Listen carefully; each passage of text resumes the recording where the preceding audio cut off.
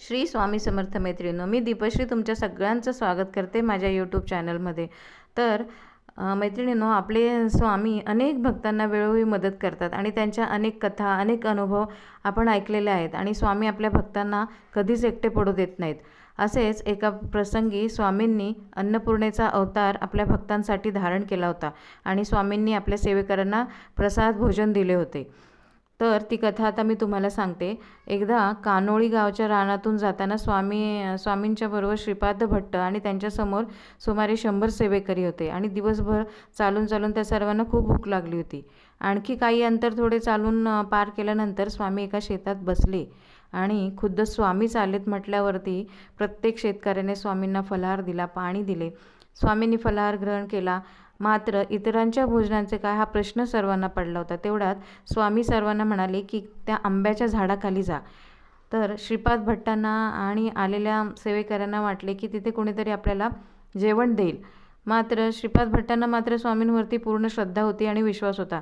तर श्रीपाद भट्ट काहीही न बोलता त्यातील काही सेवेकऱ्यांना घेऊन त्या आंब्याच्या झाडाखाली गेले. तर तिथे एक वृद्ध सौभाग्यवती स्त्री उभी होती. श्रीपाद भट्टांनी चौकशी केल्यावर ती महिला म्हणाली की आज आमच्यापैकी बरीच मंडळी येथे भोजनास येणार होती, मात्र अजून तरी कोणी आलेले नाहीत.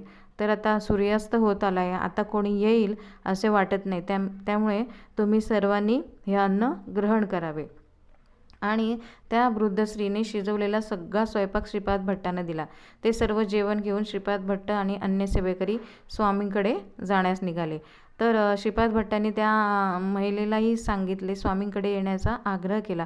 मात्र तुम्ही पुढे चला आणि मी मागवून दर्शनाला येते असे म्हणून त्यांनी श्रीपाद भट्टांना पुढे पाठवून दिले. श्रीपाद भट्टांनी सर्व सेवेकरांना जेवण वाढून घेण्यास सांगितले आणि सर्वजण जेवून तृप्त झाले. तर अशा प्रकारे स्वामी महाराजांनी आपल्या सगळ्या सेवेकऱ्यांना हा प्रसाद ग्रहण करायची संधी दिली आणि प्रत्यक्ष अन्नपूर्णेचं दर्शन त्या सेवेकऱ्यांनी घेतलं आणि त्याच्यानंतरच आपल्या स्वामी महाराजांचं अन्नपूर्णा स्वरूपात सगळीकडे पूजन होऊ लागलं. तर अशी आपली स्वामी महाराजांची अन्नपूर्णा मातेची कथा आहे. तर बघा, प्रत्येक आपल्या भारतीय संस्कृतीत घरातल्या प्रत्येक स्त्रीला अन्नपूर्णा समजली जाते. अन्नपूर्णा हा पार्वतीचाच एक अवतार आहे आणि घरातली गृहलक्ष्मी ही त्या घरची अन्नपूर्णा असते. म्हणून प्रत्येक स्त्रीने काही महत्त्वाच्या गोष्टी लक्षात ठेवायला पाहिजेत. त्या म्हणजे अशा की अन्नपूर्णेचा आशीर्वाद जर तुम्हाला मिळवायचा असेल तर तिचा मान हा प्रत्येक स्त्रीकडून राखलाच गेला पाहिजे. आता काय काय वेळेस काय होतं, घरातील अन्न जास्त शिजवलं जातं आणि मग ते संपत नाही किंवा बरेचदा शिळं अन्न खाल्लं जातं आणि त्याच्यामुळे काहीतरी आरोग्याच्या तक्रारी निर्माण होतात, म्हणून मग ते अन्न तसंच फेकून दिलं जातं. तर असं करू नका. जेवढं तुमची गरज आहे तेवढंच तुम्ही बनवा आणि शक्यतो तरी पण शिल्लक राहिलं तर पशुपक्ष्यांना, जनावरांना खायला द्या, प्राण्यांना खायला द्या किंवा जो खरंच गरजवंत आहे त्याला द्या. पण अन्न कधीच तुम्ही फेकून देऊ नका आणि अन्नाचा अपमान कधीही करू नका. आणि एक गोष्ट अजून एक लक्षात ठेवा की अन्नपूर्णेचं जर तुम्हाला मान राखायचा असेल तर कधीही बिना आंघोळीचं स्वयंपाक बनवायला किंवा गॅस शेगडीजवळ तुम्ही जाऊ नका. शक्यतो आंघोळ करूनच तुम्ही स्वयंपाक बनवायला जा. काय घरात काय होतं की सकाळी उठायला उशीर होतो आणि मग सगळ्यांना बाहेर जायचं असतं किंवा त्याच्यामुळे मुलांना शाळेत जायचं असतं किंवा मिस्टरांना नोकरीला वगैरे जायचं असतं किंवा त्यांना महिलांना स्वतः बाहेर पडायचं असतं, म्हणून घाईघाईने ते तशाच स्वयंपाक बनवायला सुरुवात करतात. पण हे अत्यंत चुकीचं आहे. थोडंसं लवकर उठा, पण शक्यतो आंघोळ करूनच स्वयंपाक बनवायला सुरुवात करा आणि रोज आपल्या गॅसच्या शेगडीला स्वयंपाक करायच्या आधी हळदी कुंकू वाहा, अगरबत्ती ओवाळा किंवा मग नुसतंच हात जोडून तिला प्रार्थना करा, तिचे आशीर्वाद मागा.